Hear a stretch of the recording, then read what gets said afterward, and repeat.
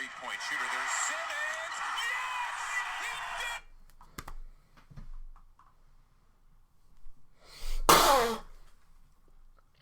did! It happened again, but this time in a regular season game. Thank God. Thank God. Now, I don't want to, make this an entire video about Ben Simmons making the three-point shot. There was a lot more to go into this game than just Ben Simmons making a three. It was a good game all around in the fourth quarter. But there's a lot to discuss about this team as a whole right now. But just thought make it a little bit funny in the beginning. Ben Simmons, first career NBA three-pointer, made. He's now 100% on the season, 1 of 1. He's missed his first 17, only really 3 of them were even, attemptable, I guess you could say, even within the half-court line. But, yeah, Ben Simmons, first career made three-pointer. It was a little weird making videos on that. I don't want to, I don't want to make a whole video on just Ben Simmons making a three. Yes, he did it. Well done. Now we're on to the next one. Keep doing it, Ben, so we don't have to make, so I don't got to do another spit take. It's his first one. I mean, come on. Sixers, Knicks, last night. Sixers overcame a 17-point deficit in the third quarter. Now, the reason why the Sixers were on that deficit, had that deficit to come back from, the Knicks would not miss.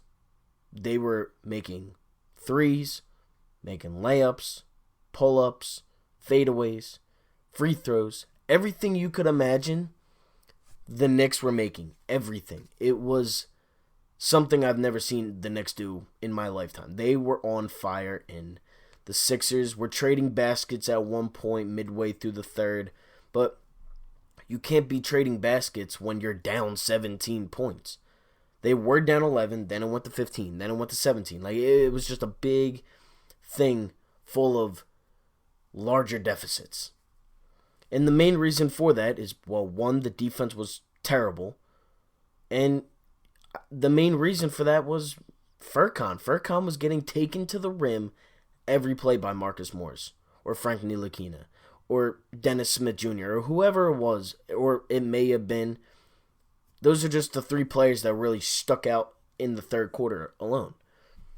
But Furkan had an awful game. 2 points, 1 of 5, airball to 3, and after that airball, Brett was like, all right, Furkan, you're done. Take a seat.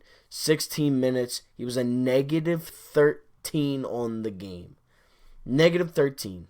He was almost he literally became unplayable throughout the game.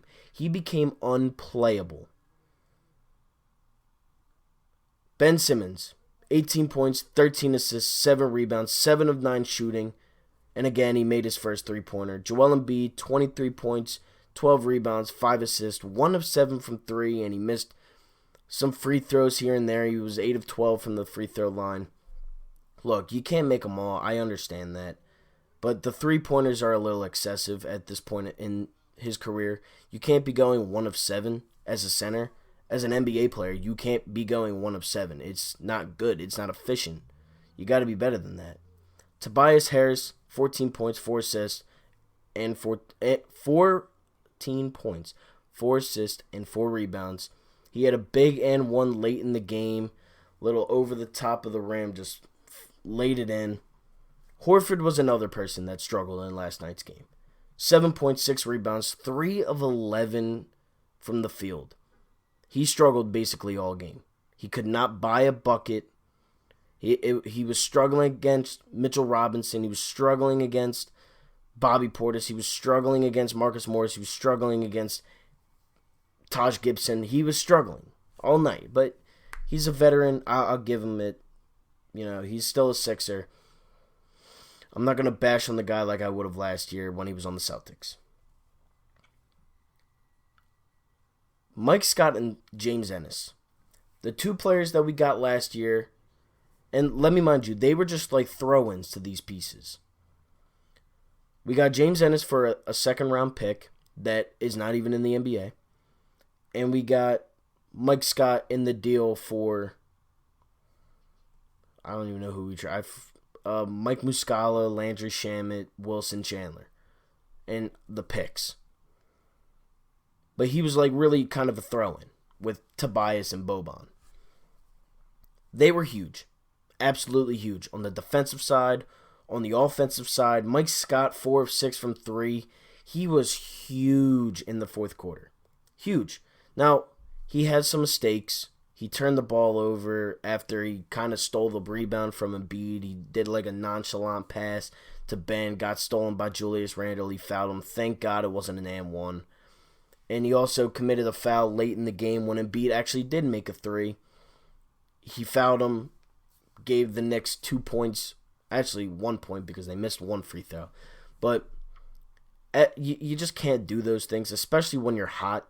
You can't be doing those stupid fouls like that. It's just not good. Now, he had a great game. He really is. Ben's defense, Mike Scott's threes, and James Ennis' defense were literally the reasons why the Sixers got back into the game. They were really, like the Knicks, I'm telling you, they would not miss. They made like 10 threes. They were like 10 of 19, something like that from three. They were lights out from the three-point line. They were making everything. Marcus Morris hit a few at the late in the game to even keep it going. It was really annoying, actually. But, yeah, Ben Simmons' defense, Mike Scott, James Ennis, huge factors in the win. Huge factors. And they really did win us the game. Ennis also had a huge dunk, 11 points, 4-7 from the field. His dunk was like, I don't even know how to, it was like, he like cocked it back and went like this and then Like, it just dunked it in. It got the crowd hype. But obviously Mike Scott is a fan favorite. I mean, you got the Mike Scott hive. You got people getting tattoos of this guy. Not of him, but like a little bee with like a headband. You got a bunch of stuff. And don't get me wrong, I love Mike Scott. I have a Mike Scott Hive account at Mike Scott Hive on Instagram.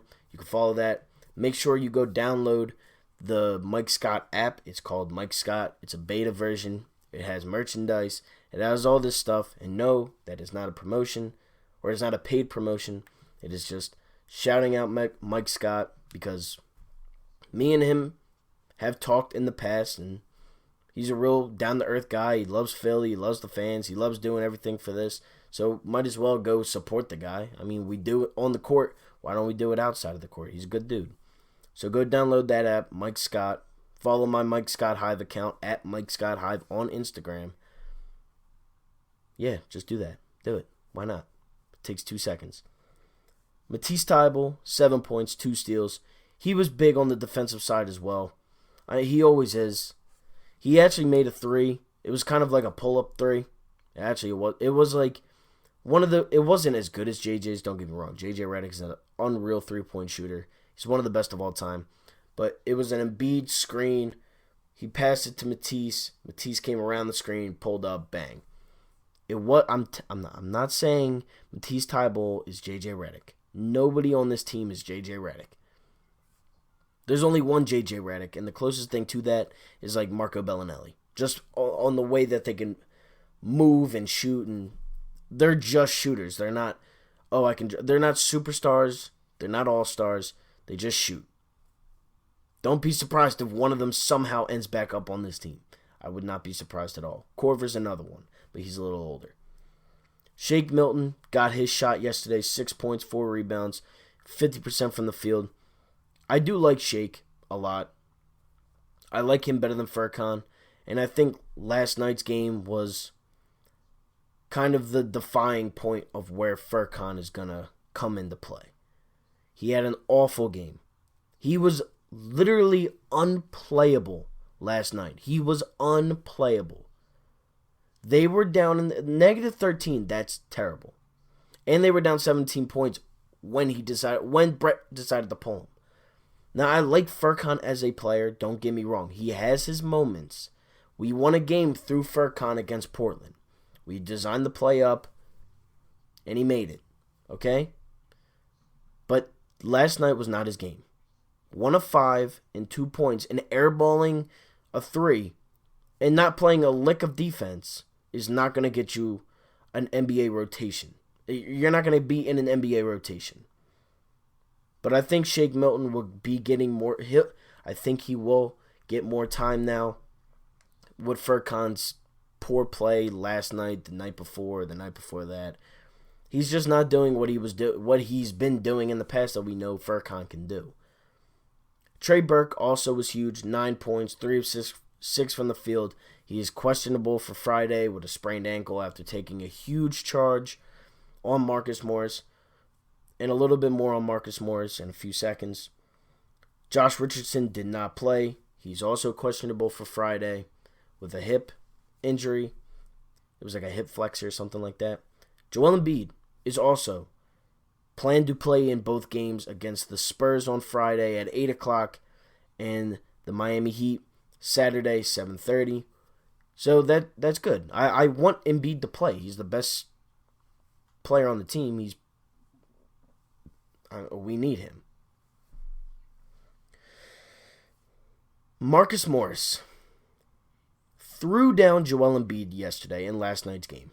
For no reason, Embiid was not in his face, talking smack. He was doing nothing that I saw that was drastic. Marcus Morris grabs Embiid, throws him down. They go over for like 5 to 10 minutes. Absolutely ridiculous. So long. It does not need to be that long. It doesn't. Ever. Joel Embiid got a technical foul. They were assessed double techs, and Marcus Morris was hit with a flagrant 1. I almost guarantee that if it was the other way around, Joel Embiid would have gotten thrown out of that game. It would have been a flagrant 2 or a tech or it would have been a flagrant 2. I can almost guarantee it just because of Joel Embiid's background history. Everybody hates the dude. I understand why, because he does talk trash. He is that dominant that he can talk trash and back it up. But the fact that Marcus Morris stated in an interview after the game that he flopped and he's too big to be flopping, he didn't flop. You two-hand grabbed him down, threw him onto the floor, and then had the nerve to say that he flopped. He didn't flop. You should have been ejected. He should have been ejected. Marcus Morris should have been ejected. And then on Twitter, a few minutes later, my friend sent me a text and said, "Yo, look at this." And what do I see on Twitter? Jared Dudley saying he don't want no smoke. I don't think Jared Dudley has gotten 6 minutes all season. I hated him from last year. He's a clown. He's just like, I can't stand Dudley. He's a clown. I hate Dudley. He sucks. He's one of the worst basketball players I've ever seen. And that whole beef with Ben Simmons last year in the playoffs, he's a joke. He's a joke in this league. But yeah, Sixers win 109-104. Beat the Knicks, overcome a 17-point deficit. Sixers now 9-5 on the season, 5-0 at home. Play the San Antonio Spurs Friday night, 8 o'clock. Spurs are 5-10 on the season. Could this be the end of the Spurs playoff run? I don't know. Maybe. I'm not worried about them. I'm worried about us. And I want to get a win on a Friday night. Go into Saturday and whoop Miami. I want to whoop them. I want to make a statement. I want to make a statement on Saturday night. But yeah, that's it for me. Sixers 9-5. Play the Spurs 5-10. Friday, Miami. Saturday, Jimmy Butler's return day. Sixers also came out with a new City Edition jersey that are up on my Instagram at Sixers_news_nation. You can go check that out. Instagram. That's it for me. Like, share, comment, subscribe on this video. Let's hit 5 likes. I'm not that big. I'm not gonna ask for 1,000 likes. I'm 5 likes. Let's try to get some for 5 likes. Share it. Let's grow. Let's grow this account. I want to start doing giveaways. I want to start giving back to the 4for4 Philly fan community. I want to start giving back. So let's hit that subscribe button and let's keep it going.